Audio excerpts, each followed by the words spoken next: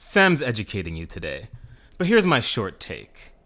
Isekai is everything your parents thought anime was.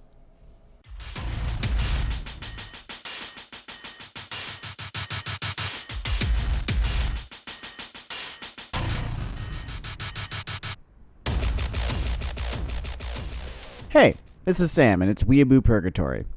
This episode has been a long time coming and months in the making. Given the anime industry's recent trend towards gachapon animations, it's looking like it could be more of an early retrospective than, like an honest-to-God, perfectly timed hatchet job. But I could be wrong, I often am.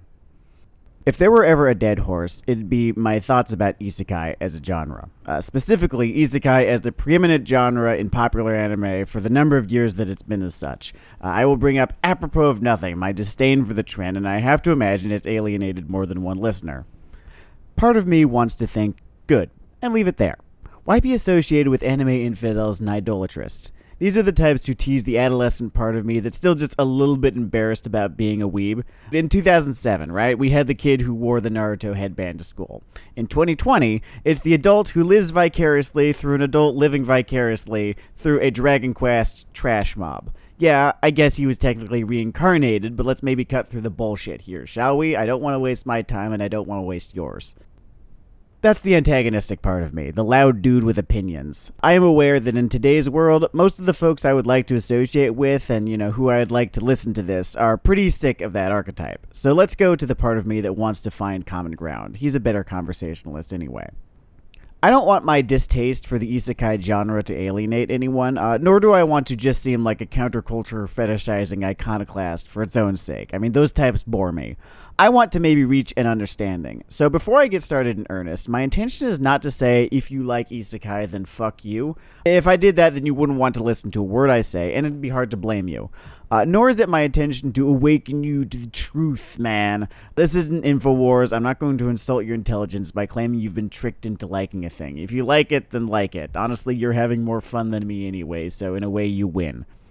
My goal here is more to outline isekai as a genre and trend, look at its history, its reign as the dominant trend in anime for nearly a decade now, and why I think that, once dissected, it does not end up having much intrinsic value. Alright, so let's dig in. We'll start at the beginning. What is isekai? In abstract, it is a very specific plot structure that has been copied and pasted into so many different light novels and anime as to now count as a genre. It is characterized by having a human protagonist, usually fairly nondescript and almost always male, though there are exceptions. This protagonist, at first, exists in the real world. Often the life they lead leaves something to be desired. It's common for an isekai protagonist to have been a NEET, a wage slave, or a salaryman, but this is not always the case. Some event will conspire to transplant the protagonist from the real world into a new world. The circumstances behind this can take one of a couple forms. Either this new world is some kind of impossibly immersive VR landscape, or it is literally an alternate universe that the protagonist is transported to via mystical means. They can either be summoned there, or they can literally die in the real world and be reborn in this new one. The nature of this world can change, but it's almost always a fairly generic Western fantasy world. It will typically have a system of in-universe rules and mechanics that function identically to the non-diegetic mechanics one would find in a role-playing video game. For example, the protagonist, and often only the protagonist, is subject to a level-up system and must select which skills or spells they acquire at various junctures, and so on. In many cases, an internal force present in the story's universe, it can be a god or a king, they tend to be the most common things to fill this role, will in no uncertain terms designate that the protagonist is indeed the protagonist and must fulfill some prescribed task. This usually involves the subversion of an existential threat to this new world, a prophesized apocalyptic event, a dark king and his armies, things of that sort.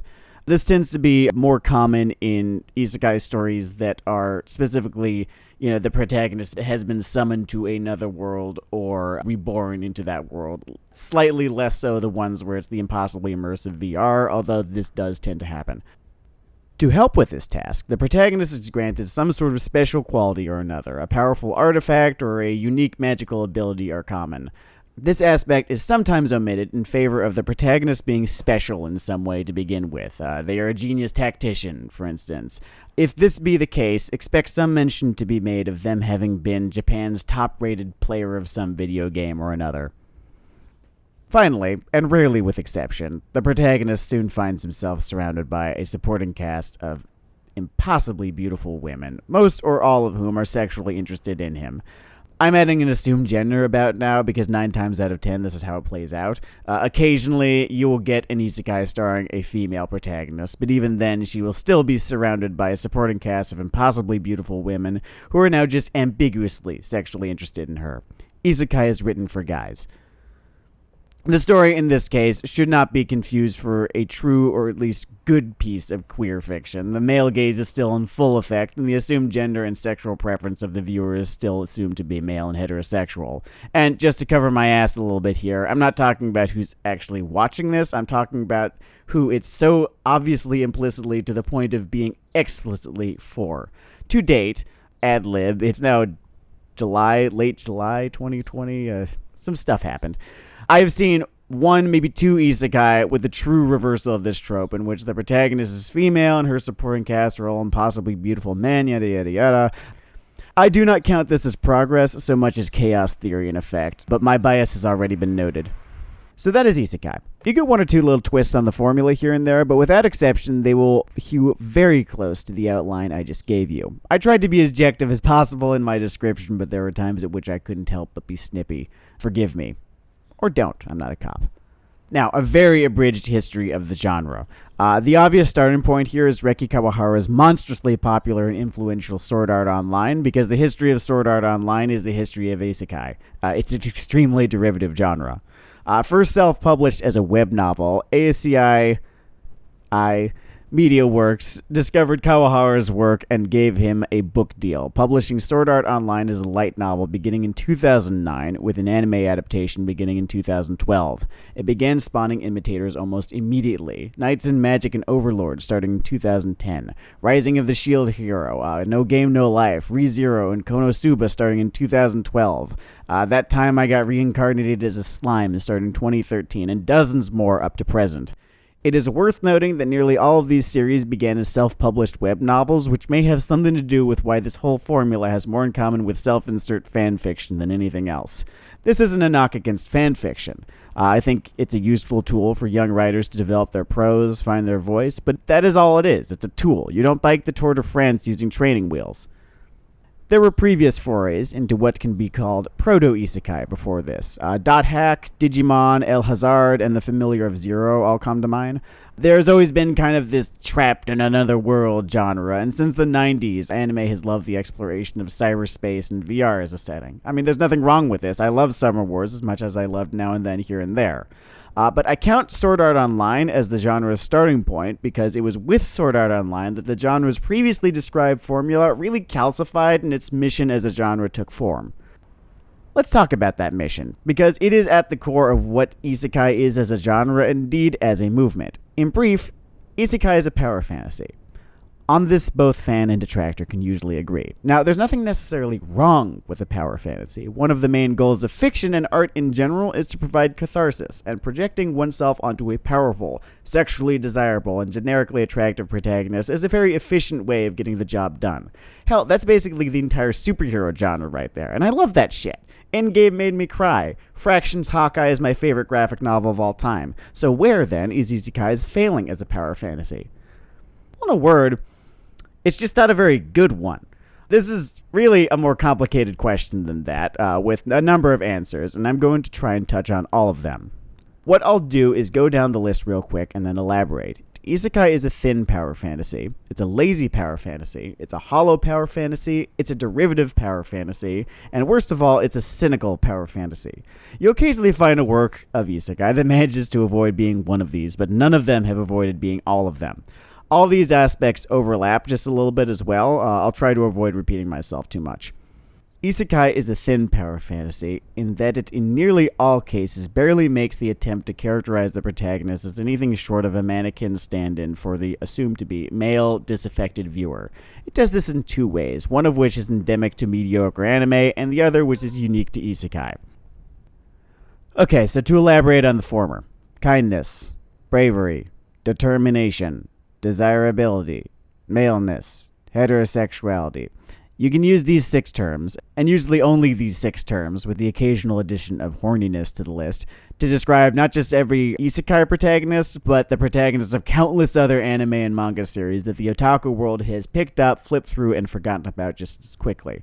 If ever I'm talking to a detractor of not just isekai, but of weeb media in general, this is almost one of the first things about the movement. I call weeb media a movement. It's bigger than a genre, but smaller than a medium, that they point to as an indicator of its apparent lack of any real value. And you know what? It's really fucking hard to pose a counterpoint to this that doesn't tread into whataboutism. I mean, I'm looking at you, buzz-cutted, lightly stubbled, kind of handsome, irretrievably hetero video game shooter protagonist guy.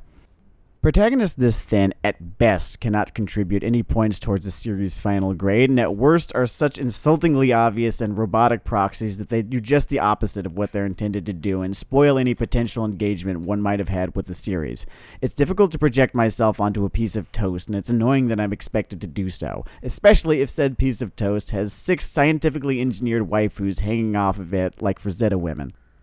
Unique to isekai is the set of circumstances through which the protagonist finds himself pulled into the story, in that he is, and I'm just going to stick with he from now on because, come on, literally pulled into this world of the story from what is supposed to be our world. Now, maybe this is just a me thing because nothing turns me off to a work faster than the impression that it's trying to sell me something. It's why I find gratuitous panty shots so grating. The way that all isekais begin with their, hey, you, this is you, you're a big powerful man now with a magical sword and an even more magical dick. Do you understand yet that this is you?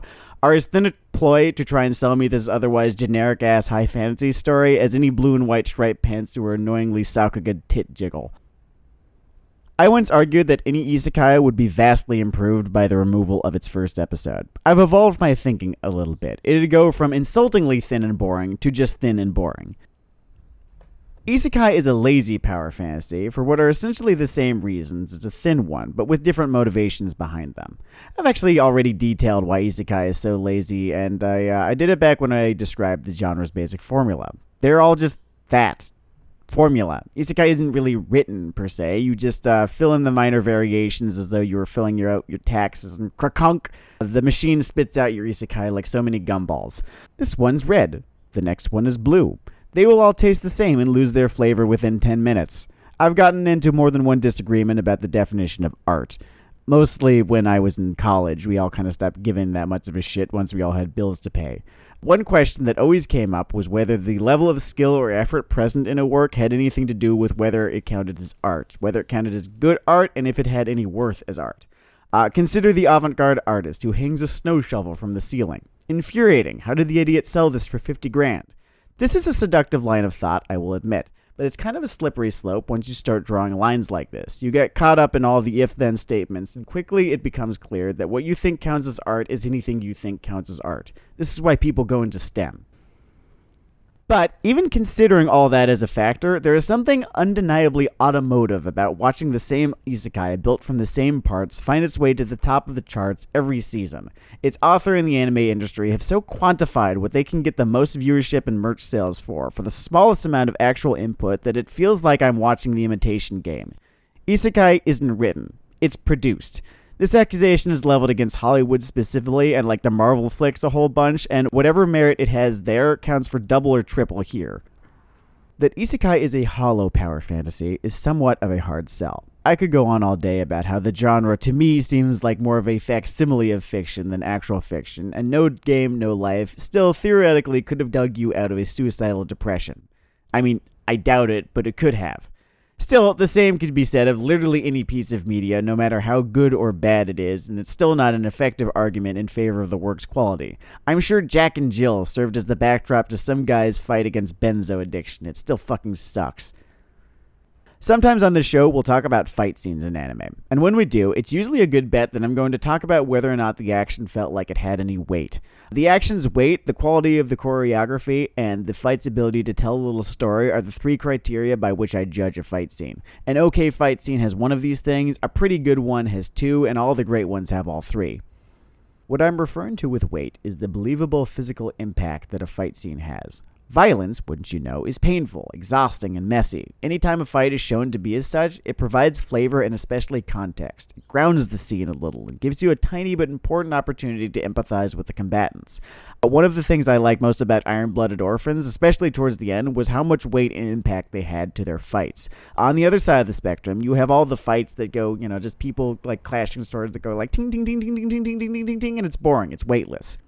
Anyway, you've probably guessed by now that I'm building towards a metaphor. The point I'm trying to make is that all drama, tension, and danger that takes place in an isekai feels just as weightless as the ting ting ting ting ting I was talking about. And this is because almost all of the exhaustive pains that are taken to assure me that A, this isn't real, B, it's fake, important distinction, and C, the outcome is not even halfway in question. Okay, so A, it's not real. By its very definition, isekai seeks to engage me in the fantasy that I am playing and winning a video game. The issue here is that I'm not. I'm watching an anime. Were I actually playing a video game, yeah, it'd be much easier for me to ignore the fact that what's happening on screen isn't actually happening. But since I'm not, there is a fundamental disconnect between the action present on the screen trying to convince me that I'm kicking all this ass, and me sitting on the couch watching a bland Gary Stu kick all this ass. I'm not playing a video game. I'm watching someone else play a video game. And yeah, I know Twitch and streaming and Let's Plays and PewDiePie are a thing, and they're annoying. Call me an angry boomer. I don't give a shit. B, it's fake. Distinct from it not being real.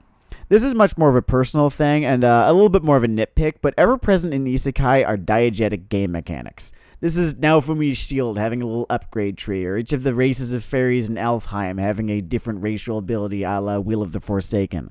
A proponent of the inclusion of these mechanics in a non-interactive medium would perhaps use the term inventive. I prefer immersion breaking for reasons that feed into everything I described about A. Simply put, game mechanics, especially those in RPGs and MMOs, are non-diegetic in a way that's meant to make the game work and not take you too far out of it. The idea of a level system, for starters. This system of player stats like strength, dexterity, stamina, and intelligence. The idea that a pair of boots that a giant scorpion dropped could better protect you from harm than the ones that a skeleton dropped 10 levels ago, even if they are both to be described as being made from the same material. All of these elements exist because they have to. They are the breaks from reality that the game has to take in order to be playable. Isekai does not have to take such breaks because, again, it's not an interactive medium. When a universe includes diegetic video game elements in an effort to make you feel like you're winning at a video game, it does so at the cost of your suspension of disbelief, which, in fantasy, and nearly all of these isekai are fantasy, is an extremely valuable element.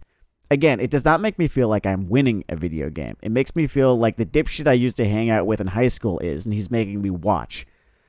Worth noting is that beyond breaking immersion, the inclusion of diegetic video game elements also serves to neuter the power fantasy. Think about it. Once you're done convincing the viewer that all of this is basically a video game, then whatever power you're trying to get them to fantasize about is rendered inert. Isekai thus fails at what it sets out to do in the first place. I think the most it can achieve is giving you the aforementioned fantasy that you're good at a video game. This was actually the very first misgiving I had about isekai. At first, I didn't even know what was bothering me about it, and having to think it through is what led me to the conclusions I've been sharing with you. Finally, C. The outcome is not even halfway in question. In fairness, I'm begging the question a little bit here. In isekai, there is no drama because of course he's going to win because it's isekai. Now, I could just point to the scoreboard, look at every isekai ever and tell me things ever turn out differently. Konosuba, you say? Kinda. It's a jerk show parody of isekai, and not coincidentally, the only entry in the genre I've ever enjoyed. I'd still trade it in a heartbeat for the retroactive erasure of said genre. ReZero. Yeah, he can die as many times as he wants, he still comes back every time, and it's just another non-diegetic video game mechanic that you've built into the thing. Yeah, it's a neat trick, but I enjoy watching someone play Dark Souls only marginally more than I enjoy watching them play Dragon Quest. Those are two partial credit exceptions amongst dozens. But I don't even need to point to the scorecard. I can just, again, go back to isekai's mission, to make you feel like you're winning a video game. The protagonist, or let's be real here, you're just not going to lose. You're too important, special, powerful, desirable. Perish the thought that you could lose. All of these factors add up to the genre being dramatically hollow. It barely seems worth mentioning that isekai is a derivative power fantasy. It's a genre whose almost every entry can be described as like SAO, but the most innovative thing I've seen within the context of the isekai formula was when Naofumi was kind of a dick. That was the bar right there. People lost their fucking minds. Maybe it's worth getting into Sword Art Online a little bit here. A little bit more. Dennard mentioned in our bottom 5 episode that his dislike for the series did not come from how it affected the decade going forward, but how it sat in the mud of the 2 decades past, with nary a desire to even get up, let alone clean itself off. I want to expand on that because it's a good point. Simply put, Kawahara basically DJ'd together all of the most boring, played-out tropes present in anime at the time and turned them into a genre that was boring and played out the second it arrived. To wit, it takes place in the same bland fantasy setting, the bland fantasy anime has languished in since Slayers. Green Hills, Town Guards, roving adventurers. It only works in D&D for reasons I previously described, so don't go there. There's Kirito, who is both as boring and drama-killingly powerful as the protagonist of every other generic shonen you forgot you watched. You can feel the subtle, carcinogenic presence of the harem genre present in a lot of this show. I would call harem anime just as much of a precursor to Isekai as Dot Hack and El Hazard were. Asuna is less a person than just the TV tropes article for satellite love interest, except cut with as much flour to keep her from accidentally becoming interesting. I think that bit early on when Kirito goes on a quest with a small guild and they all die is supposed to evoke the Band of the Hawk and their fate, but Reki Kawahara is no Kentaro Miura, and there's nothing tragic or horrifying about any of it. Yui is the same creepy, tiresome loli bait that's eternally fucking present in shonen. Creepy because she's obviously there as a gift to a certain demographic. Tiresome because, hey bro, you're the one who brought up loli, not me. I just want to protect her, whatever the fuck that means. I think you must be projecting. What do you mean I'm insulting your intelligence? Oh, don't forget the effeminate yet also rapey big bad guy that's been peeking his head up in anime for decades now. You could discredit all of SAO with that guy's presence alone. The list goes on. My point is that Kawahara did not use imperfect tools to build something greater than the sum of its parts. He used them to build Sword Art Online. I was trying to think of a metaphor there, but nothing short of overused scatological humor was really doing the trick, so I just... Sword Art Online. One of the things I love about anime is that it's so chock full of inventive and ambitious premises. These stories will have these crazy out there elevator pitches that you see basically nowhere else in media. No, they don't always deliver on them, but that's kind of a given with anything. So it really upsets me when one of the biggest anime of its day is so immensely uninventive on nearly every level and goes on to inspire a generation of uninventive imitators. I don't want to get caught up railing against how people just consume these same shows 6 times a season. That's not the purpose of all this. I'm after Isekai, not the people who watch it. But it does frustrate me that the genre remains so popular despite how intrinsically stagnant it is. I'm aware of exceptions. To name one, I think Ascendance of a Bookworm is the only isekai I've seen that tries to do something halfway interesting with the formula, even to the point of using all the isekai tropes in a way that make the story feel like an actual struggle rather than a power fantasy. Points for that, but it is an exception instead of the rule, and I did not find it interesting enough to redeem the entire genre. What problems it had were, to its credit I suppose, things not necessarily unique to isekai. Kind of bland dialogue, pedestrian directing, generic world building, and character designs. Oh, and try as they might to convince me otherwise, I don't buy for a fucking second that she's in any real danger of succumbing to her illness. That would mean that we failed to protect her. They don't have the fucking guts. This brings me to my next point, which is how safe isekai is. You might argue that it is in fact comfy, but I'm going to draw a hard line between the two right now. Comfy is a show that provides its catharsis in a manner that is non-stressful. This is actually extremely hard to accomplish. It involves balancing the interest curve in such a way that the viewer is always interested but never distressed. It's why you could describe both Steven Universe and Hercule Poirot as such, despite how different they both are in tone and premise. Safe is a show that takes no risks. This is an immensely easy thing to do. All you have to do is figure out what has historically sold and then do that. Isekai has been safe since Reki Kawahara invented it, for all the reasons I previously described. Are you still with me? We're almost done. There's one aspect still left to cover, and that's Isekai's greatest sin. It's cynicism. To clarify, when I say cynicism, I'm not really talking about whether a given story has a cynical internal outlook versus an optimistic one. What I mean to say is that it has a cynical outlook towards the potential viewership and construction ethos around these assumptions that colors the content of the show. Like, Black Lagoon is cynical in that it purports people are only as good as their world and circumstances require them to be, whereas the live-action Full Metal Alchemist movie is cynical because it exists to make a cheap buck off of brand recognition. The proverbial fuck you, you'll buy it ethos. This all ties back into what I was talking about with the show being safe. But isekai being safe is really only the beginning of why it's so cynical. Harem anime was safe, hell, even mecha was at one point. I do not begrudge the ebb and flow of trends in media, but I'm not so naive as to think they are arbitrary. I had originally written this whole thing about Japan's declining birth rate, the emergence of the herbivore men demographic that correlates with it, and the shitty decade that we've just had, but this is already running longer than I planned, so I'm just going to trust that my thesis will make sense with the limited context I've just given you. Plus, 2 out of 3 of those are things that I do not even begin to understand, and I do not feel qualified to talk about without a degree or two. Everything I've already said about isekai merely annoys me, because it is, for the most part, just an annoying genre. For the most part. There is what I'll call a dual aspect of isekai with which I take actual issue. It's that isekai fetishizes despair, depression, and the denial of reality, and it seeks to commodify these things. Not even seeks to, it has. Let's tackle that first bit. I'm not going so far as to say that isekai is secretly encouraging depressed teenagers to take their own lives, but I also reject the idea that it's innocent escapism. To me, its message is, it is not only acceptable, but heroic to reject the reality that has, it assumes, rejected you. I'm aware of how insane this world is and the need for an escape from it now and again. Even if it weren't this insane, we'd still need one. That's half the reason that fiction is even there. But when a piece of fiction tries to fetishize some of the worst coping mechanisms of severe depression, the withdrawal from society and the rejection of other human beings, that's when it no longer gets a pass. I shouldn't even have to mention my own struggles with such demons to illustrate what a shitty, cynical message this is. And yes, I'm aware that societies and supporting casts exist within isekai worlds, but we've already gone into how these worlds are made to feel as not real as possible, even if they are referred to in universe as just another world. It's a bit more of a stretch, but I thought I'd also mention that another piece of isekai's implicit ideology, that your best self cannot exist outside of the context of your favorite video game because the real world sucks. They don't get you out there, especially not 3D women, is at best self-insert fan-fiction-y drivel, and at worst is a potential step on the path to the red pill. No, I don't think that isekai is MRA recruitment propaganda, but there's something real fucking creepy about it to me.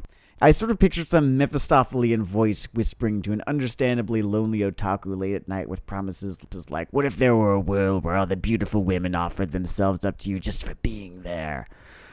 The second half of my point, that isekai commodifies the same self-destructive behaviors that it fetishizes, is made self-evident when you realize that it's not Mephistopheles whispering these promises. It's the anime industry. Not because they want your soul, but because they have to fulfill the promise they made to their sponsors to sell ad space and merch. Every anime has to do this. Fuck, man. Practically every piece of media has to do this in general. I'm not going to decry the authors of isekai light novels for plying their trade within a system they didn't create, nor am I going to go all, surprise, it was capitalism's fault, the end. I don't necessarily disagree, but I'm looking for more nuance than that. Maybe it's me. Like I mentioned, I have a natural aversion to shit that gives me the feeling like I'm being sold something, and nothing feels more like an ever so slightly inaccurately targeted ad in that regard than isekai. Like I mentioned, I've struggled with depression, social anxiety. I have a general negative outlook on the world at large and many of the people in it. I wish there could be a better world. All of this is what, in theory, makes me the perfect target audience for isekai.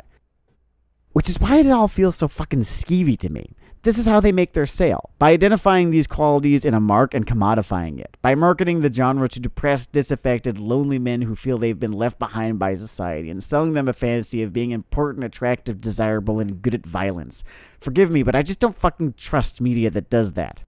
It's what sets isekai apart from other power fantasies in anime. Not by merely suggesting, hey, what if you were powerful? No, it goes on to suggest, hey, what if the reason you're not powerful is because this world is beneath you? What if there were a better world that acknowledged your virility? And then it turned that into the cornerstone of the anime industry for a decade. Fuck that. At the risk of sounding like a demagogue, you deserve better than isekai. It is anime at its least imaginative, and imagination is the greatest strength that anime has. The creative freedoms that are enjoyed within the sphere of weeb media really cannot exist anywhere else. Nowhere else do you find the same artistic lineage, the lineage that's allowed so many truly weird and ambitious shit to get made.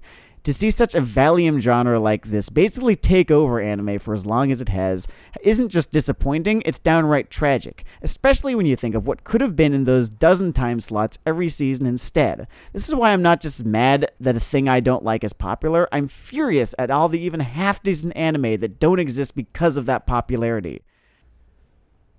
And you could think that everything I've said up to now is utter horseshit, but fucking hell, man, would it have killed you if there were just a couple fewer isekais every season? Do you even watch all of them? Now that was good. Editing that is the first thing I've done for society since undergrad. And the lesson is simple. How many trucks does it take to kill a story? Just one.